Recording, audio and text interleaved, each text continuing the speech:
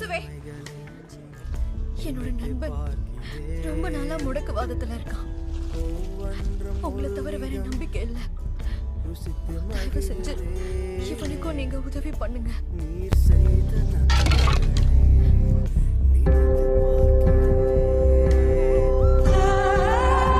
விசுவாசம் அருமையாக இருக்கு.